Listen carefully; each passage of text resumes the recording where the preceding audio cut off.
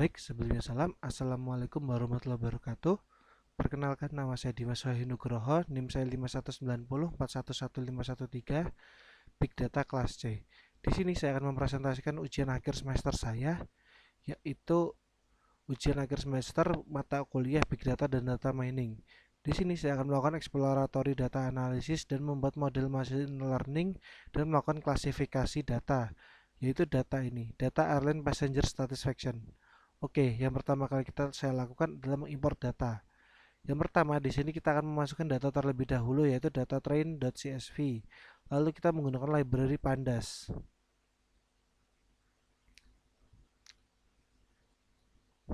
Dari data di atas kita dapat melihat penumpang. Dari data di atas kita dapat melihat yaitu jumlah datanya yaitu 103.904.000 data. Data ini berisi survei tentang kepuasan penumpang. Kita akan memprediksi yang mana dari dua tingkat kepuasan dengan maskapai miliki penumpang, yaitu satisfaction dan neutral dissatisfied. Lalu ya kita akan melakukan data analisis.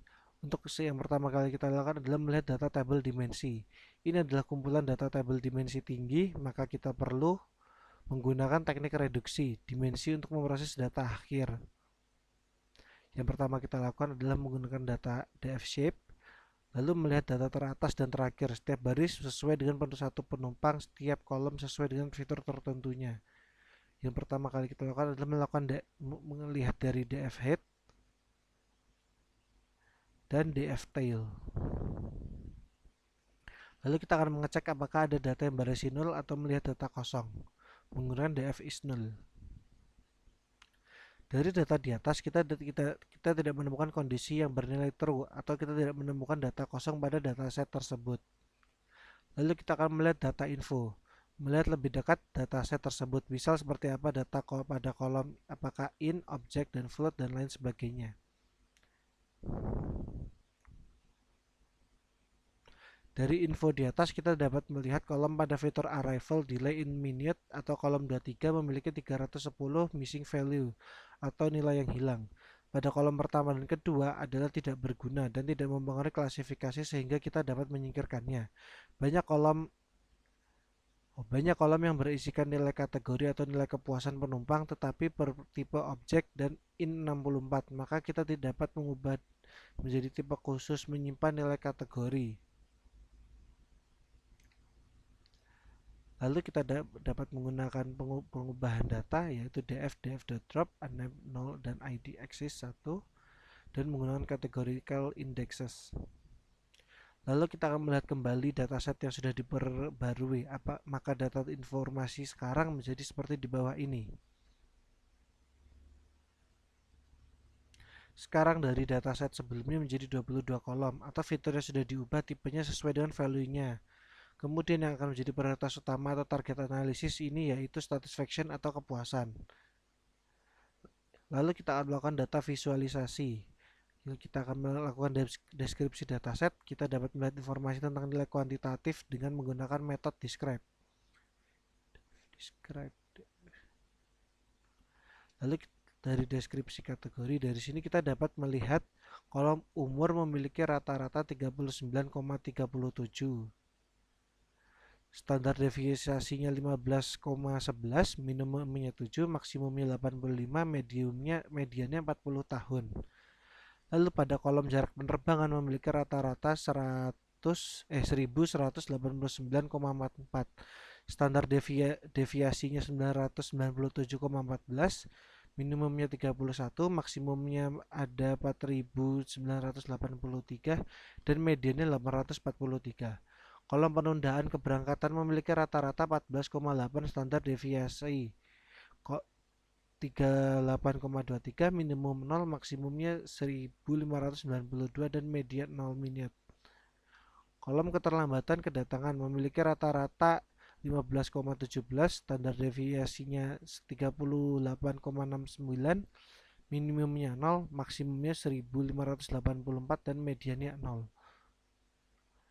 Lalu kita akan mendeskripsikan berdasarkan kategori. Dari sini kita dapat melihat kolom jenis kelamin memiliki nilai terbanyak yaitu female atau perempuan dengan frekuensinya 52727. Kolom tipe pengguna memiliki nilai tertinggi pada loyal customer. Kolom tipe perjalanan memiliki nilai unik 2 dengan nilai terbanyak pada bisnis atau bisnis frekuensi 71655. Kolom kelas memiliki nilai terbanyak pengguna menggunakan kelas bisnis dengan frekuensi 49665. Terakhir pada kolom penilaian memiliki nilai unik 6 dengan nilai terbanyak tidak kurang dari 4 atau antara 4 sampai 5. Lalu di sini kita akan membuat rasio nilai kepuasan. Di sini menggunakan importnya ASPLT, import keyboardnya SNS, dan menggunakan diagram pie. Dari diagram pie di atas kita dapat mengetahui bahwa nilai variabel kepuasan kurang lebih seimbang, di mana nilai netral tidak puas dengan jumlah 56,7% dengan pengguna yang puas 43,3%. Lalu kita akan menghitung matriks kolerasi. Pada bagian ini kita akan menghitung matriks kolerasi untuk kuantitatif dan memvisualisasikan matriks tersebut. Dan ini ada age, flight distance, departure, arrival, ada age-nya 1000, segini dan ya. Kita dapat melihat di sini bahwa ada korelasi yang kuat antara fitur departure delay dan arrival delay in minute. Lalu kita akan membuat scatter plotnya. Dari scatter plot ini kita dapat melihat titik-titik nilai tersebut kurang lebih berjajar sepanjang garis lurus dari sudut kiri bawah sampai kanan atas dan menghasilkan ketergantungan antara waktu tunda dan kedatangan dan waktu tunda keberangkatan bernilai linear, sehingga memiliki kesimpulan ketika penerbangan pengguna maskapai ditunda dalam jangka waktu tertentu pada saat keberangkatan, maka penerbangan juga akan tertunda dalam waktu yang hampir sama saat mendarat. Lalu kita akan melihat kepuasan dari fitur class menggunakan count plot. Dari grafik di atas kita dapat mengetahui bahwa sebagian besar penumpang yang terbang menggunakan kelas ekonomi atau ekonomi plus merasa tidak puas dengan penerbangan, dan mereka yang terbang di kelas bisnis merasakan puas. Lalu kita akan menangani missing value. Di sini kita akan mengisikan nilai-nilai median pada missing value. Di sini kita akan mengisinya pada arrival delay in minute, final arrival delay in minute, median access 0, in place dengan true. Nah, bisa dilihat hasilnya semuanya bernilai 0 semua. Lalu kita akan melakukan instalasi Spark menggunakan machine learning Spark.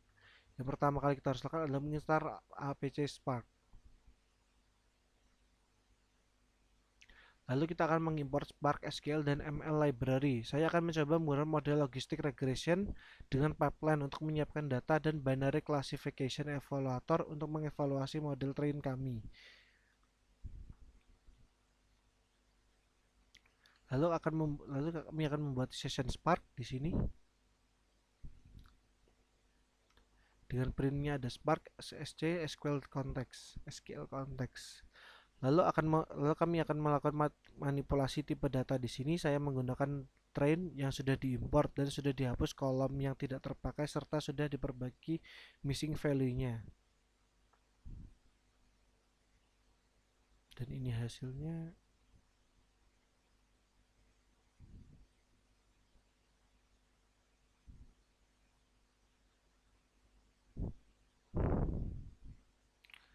Dan saya akan melakukan print cleanet.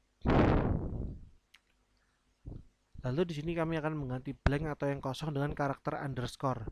Lalu akan mengubah nilai satisfaction menjadi 1 dan untuk neutral or dissatisfied menjadi 0.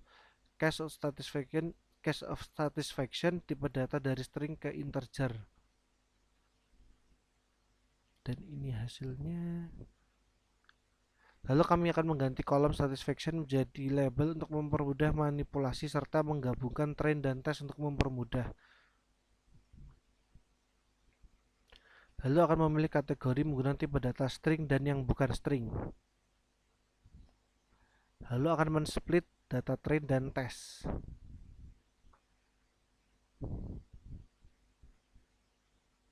Di sini saya akan mengubah variabel kategori di mana pengkodean label memberikan setiap nilai unik ke bilangan bulat.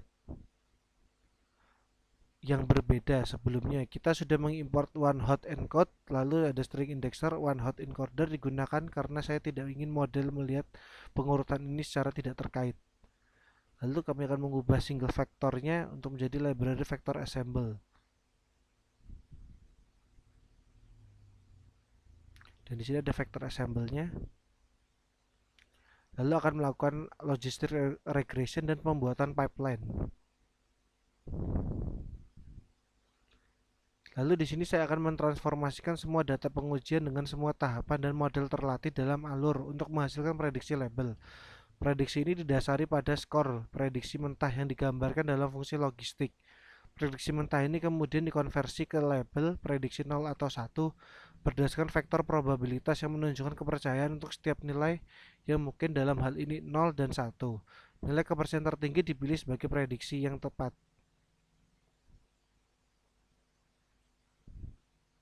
Dan ini adalah hasil prediksinya. Lalu di sini probabilitas untuk 0 dalam vektor probabilitas hanya sedikit lebih tinggi daripada probabilitas untuk 1. Dan kita dapat melihat dari hasil di atas bahwa untuk true label 1 yang kita prediksi kemungkinan hanya sedikit kurang dari ambang 0,5. Lalu kita akan mengevaluasi ROC, Receive Operating Characteristic. Pada kelas Binary Classification Evaluator dapat kita gunakan untuk menghitung ini. Kurva ROC menunjukkan tingkat ke true positif dan false positif yang diplot untuk bermacam-macam ambang batas. Ini untuk model stage-nya.